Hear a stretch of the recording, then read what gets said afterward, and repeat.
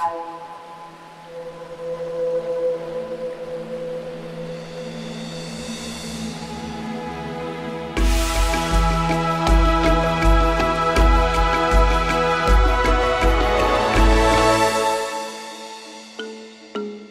l'associació de dones metgesses del Sénégal, per què creus que era necessària la creació d'aquesta associació?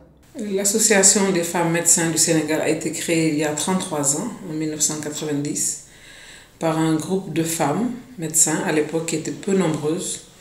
Et l'objectif à ce moment-là, c'était plutôt renforcer la solidarité entre les membres parce qu'il n'y avait pas beaucoup de femmes médecins et elles vivaient des réalités de femmes médecins au Sénégal et elles avaient besoin de se regrouper dans une association. Et au fur et à mesure, cet objectif a été élargi à l'appui à la population, notamment aux femmes et aux enfants les plus vulnérables, les populations vulnérables. Et donc l'association s'est engagée dans des stratégies de consultation foraine, de consultation des enfants dans les écoles, de caravanes de prise en charge des femmes. Et quand il y avait des déplacés par des inondations, l'association organisait également des caravanes, de l'offre de services. Ça, c'était au début. Et ensuite, elle s'est positionnée comme un acteur important du système de santé.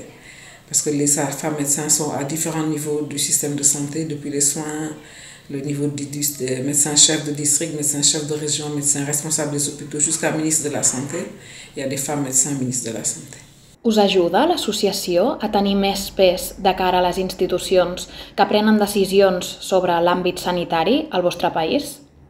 Oui, l'association influe beaucoup dans les politiques et au niveau de la santé.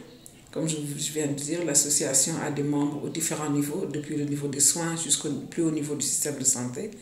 Actuellement, la ministre de la Santé est une membre active de l'association. Donc, c'est des moyens également de faire prendre en compte certaines problématiques du point de vue des femmes. On a une perception, on est des femmes, on est dans la communauté, même si on est des professionnels, donc on a une approche peut-être plus axée sur les populations. Donc on influe les politiques, on contribue à l'élaboration de tout ce qui est stratégie. Nous sommes des conseillers quasiment du ministre de la Santé, voire même du président de la République. On va souvent le voir pour lui poser certaines problématiques, notamment sur le personnel de santé. Voilà, nous influons beaucoup, nous sommes à toutes les conceptions de programmes dans tous les domaines, particulièrement dans la santé maternelle, santé infantile. Després de 30 anys d'existència, quins diries que han estat els vostres principals èxits com a associació? Nos résultats après plus de 33 ans d'existence, ils sont nombreux. Que ce soit de la solidarité entre les membres, nous sommes une association qui fait des activités régulières en direction des aînés, les femmes médecins aînés. Nous faisons des activités régulières en direction des femmes médecins qui sont promues, qu'elles sont agrégées.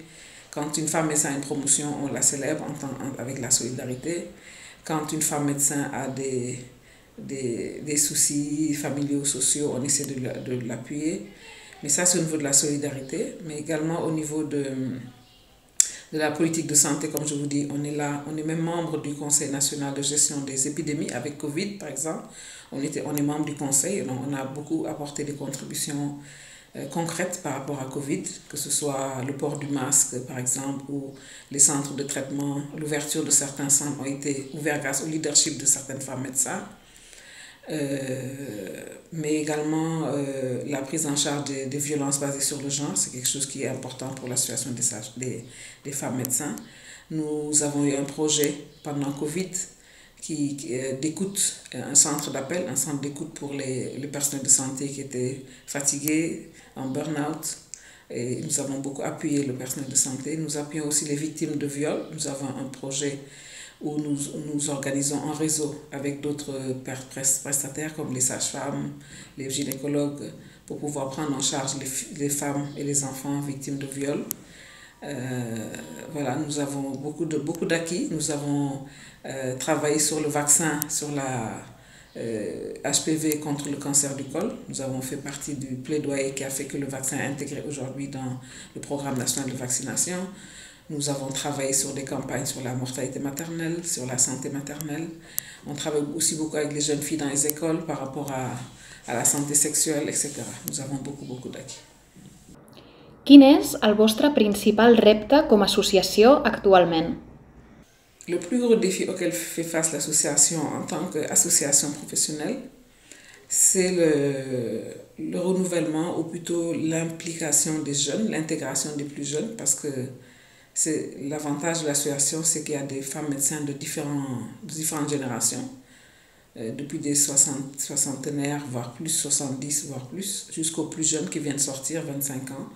Et donc le défi, c'est de pouvoir faire adhérer les plus jeunes. Nous avons des stratégies. Nous comptons mettre en place un programme de mentorat pour pouvoir attirer les plus jeunes, mais surtout les former sur des valeurs qui ne sont pas enseignées forcément à l'université, notamment le savoir-être, parce que nous avons vu qu'il y a beaucoup de défis par rapport au relationnel, par rapport au personnel de santé et la population. Et ce programme de mentorat, nous y tenons beaucoup. Il est très important. Nous allons mobiliser des ressources pour ça parce que c'est le meilleur moyen pour que les anciens puissent faire bénéficier de leur expérience aux plus jeunes. Parce que comme je dis, tout ne s'enseigne pas à l'université, à la faculté. Il y a beaucoup de choses liées au comportement, liées à l'expérience, comment on parle au patient, comment on rassure un patient. Il y a beaucoup de choses que le mentor peut apprendre à ses mentors. Donc ça, c'est une stratégie que nous voulons mettre en œuvre pour pouvoir attirer plus de jeunes.